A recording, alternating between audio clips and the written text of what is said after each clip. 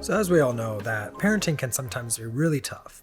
And one of the biggest ways that we can reduce some of those stressors, some of that tension within relationships is having a partner or another caregiver within the home that can be supportive. And so for this section, I really want to focus on parenting where there's two individuals involved and really working together to be on the same page. And so we want to talk about how to stay connected, how to really hear your partner's communicated needs, emotions, and things like that. Because once we're able to communicate what we're needing, what we're not needing, and just being able to be on the same page, it's only going to just get us further along in the process. So one of the ways of kind of noticing where we're at in terms of parenting is to talk about what the parenting styles are. And so when we have the same types of parenting styles, it can be really, really helpful to really be on the same page. So one of the biggest downfalls that parents may have as they're co-parenting, as they're raising a child together, is just really having very conflicted thoughts, conflicted beliefs, conflicted values when it comes to discipline, consequences, and even some of the rewards that we may use to incentivize the child. So when there's this conflict between how we're parenting, the child picks up on this, and now the child is also seeing that, hey, my parents can't really be on the same page, so there's no need for me to listen to anybody. Or they may only just cater to the parent that they want to listen to. Or if there's a parent that may have a little bit more relaxed approach to consequences and a little bit more higher reward aspect of it, or the incentives, then they may gravitate more towards that parent. So this is where it becomes very important to understand our parenting styles, to understand where that conflict may be. And I do want to share a few of the parenting styles that we can go over. So there's 4 different styles of parenting that we can really look at. The first one that I would like to discuss is the authoritarian parent that may be present within the family system. And this parent really has the approach that the child should be seen and not heard. And they're more of it's my way or the highway type mentality. It's really, I'm the boss here. I don't really care what you think, what you feel. You have to listen to me. So this type of parent, it becomes really hard because this is where you're met with a lot of resistance, a lot of conflict between you and the child, a lot of stress in terms of getting them to do daily tasks, getting them to really just follow the directions, following some of the structured out routines that you may have for them. So this parent is really just kind of approaching the whole idea that I'm the parent and your feelings don't matter. And so you have to listen to me or else it's really not going to be beneficial or it's not going to be helpful. The second type of parenting is the authoritative parent. So this parent actually takes feelings into consideration. It is really communicating some of these needs. It is communicating and actively listening to the child. And so this, some would say, is the healthiest way of being a parent, but there's a right and wrong way of even the healthy things that we may do. So, the feelings aspect that the parent is bringing into this is the very, very important part. So it's really identifying and communicating, okay, what is it that I'm trying to relate to you? What is the the directive here? And so when we're able to talk to this to the child and we're able to process this and communicate those needs, now we're on that same kind of collaborative approach, all while still maintaining like, hey, I do set the rules, but here's why these rules are in place. So actually having that valuable lesson, but really, again, bringing in those feelings, understanding why the child is going through what they're going through, and really communicating those needs to them and helping them processing. I think that's also the biggest piece, is identifying and processing, because now you're, again, teaching, you're modeling new things for the child. The third type of parenting styles is the permissive parent. And this parent really doesn't have very rigid or structured consequences, actually they rarely give consequences. They allowed their child to kind of do their things at their own pace. If there is some structure or some rule in place and the child doesn't abide by it, there's again really no consequences. So what we're setting up for the child here is, hey, do anything that you please, and I'm just kind of here in the background. Yeah, I told you what you need to do, but they really just allow the child to kind of go about doing some of the things that may be negative in social settings, or even just breaking those routines, those structured out activities that you have, or just the daily tasks such as chores. So again, that permissive parent is very loose with what those boundaries are, and rarely providing any consequences, and really not communicating the need for the consequences or the discipline that takes place. The fourth type of parenting is the uninvolved parent. And so this parent is really, again, very uninvolved in that child's life. And so they're not asking about school. They're not following up like, hey, do you have homework? So they're really detached from the whole relationship with that child. And so again, when we're focusing on building those bonds, building those attachments, you can see how uninvolved parents will not have that attachment or that bond from their child. So maybe for a teenager, an uninvolved parent may be good because they're just like, hey, no one's following my homework. No one's really asking me where I'm going. They don't know who I'm hanging out with. So for that child, it may be okay. But when we really look at those parenting styles, this becomes a issue and a problem in family systems where parents may have those different takes on parenting. So that uninvolved parent really isn't learning anything about their child. They're not really learning about who they are as a parent, and whatever their anxieties may be, whatever their kind of background history may be, could be an external factor of why they're uninvolved. But we really have to look at always looking at what can I do differently. And when you identify these parenting styles, if you see yourself falling in the uninvolved parenting style, then we definitely want to address how can I become more involved, how can I ask the right types of questions, or how can I open that communication with my child and build that attachment and bond.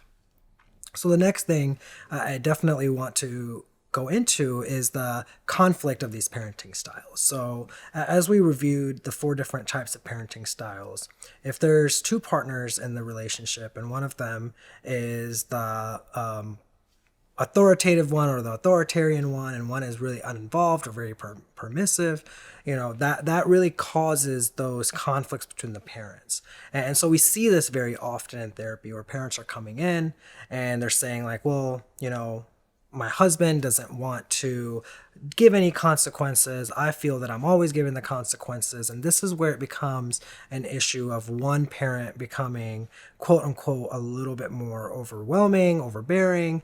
And then that child is not able to make that attachment, make that bond with that parent because they look at them as the bad parent. And they may have a stronger bond with the parent who kind of allows them to do things as they please. So really having the open communication of what these different parenting styles are like is really going to help in terms of reducing the conflict. And the big picture here is that you want to stay connected with your partner. Now, the levels of connection that we have can look very, very different. And so having that connection and finding ways to connect, always the best way when you're raising children is talk about what those parenting styles look like. Review how you approach certain examples, or how you approach certain areas of your child's life that may look different. So, you could definitely talk about, okay, if our child is not able to take out the trash, what is it that you do? What is it that I do? So having those conversations really identifies how would I approach a rule being broken?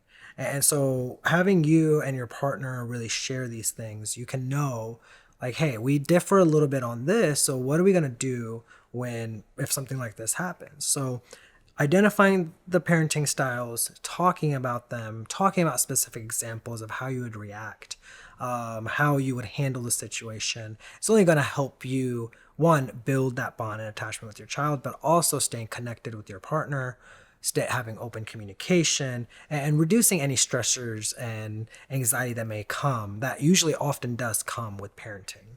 So there are a few impacts that come from mismatched parenting.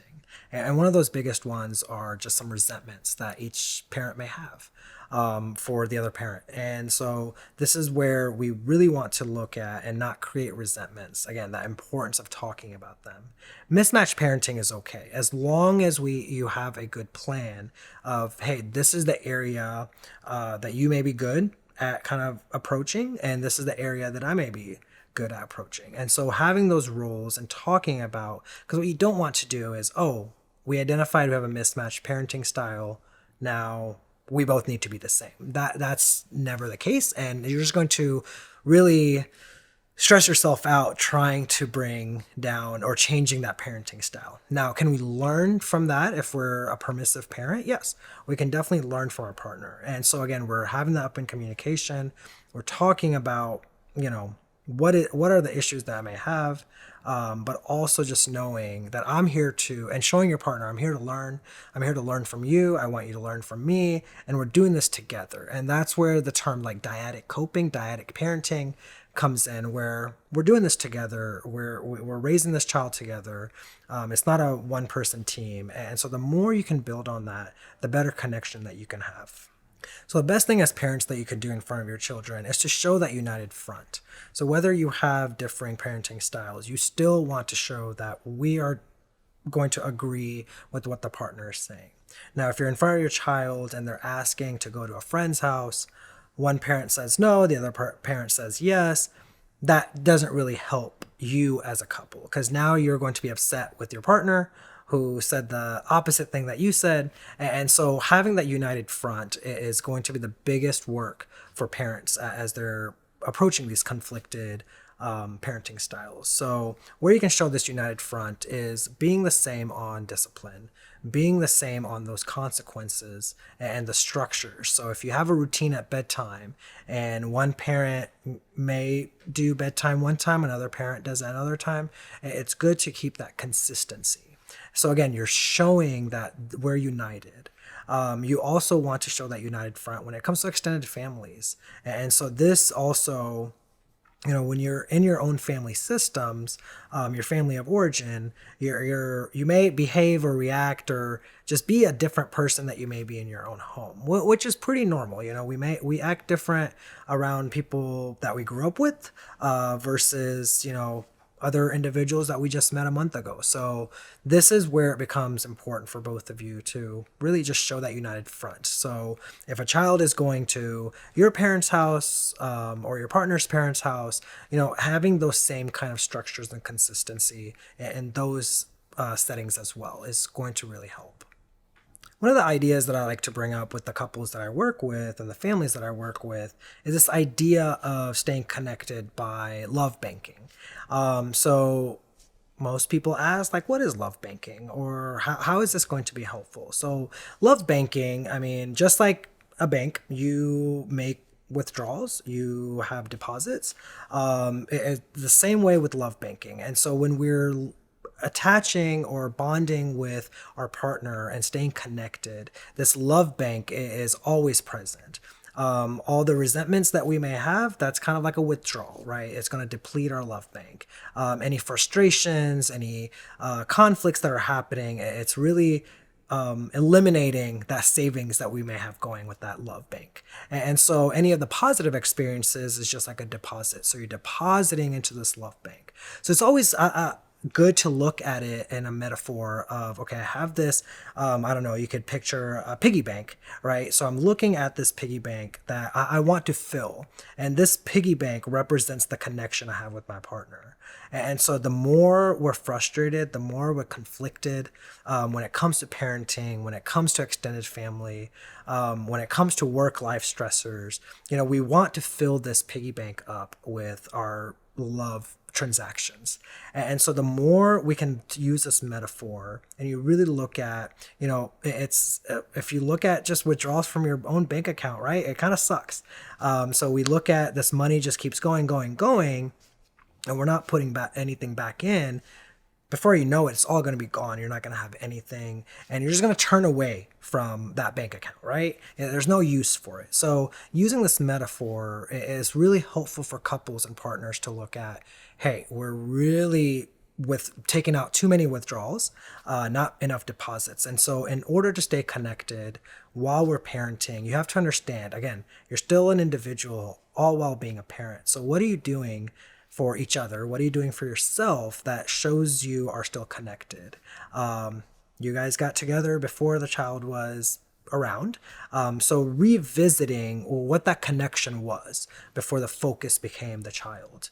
And so when we use this metaphor of the love bank, you really just want to fill as much as you can. It's okay to have a surplus, because then you're just filling and filling and filling, and you're creating this savings deposit.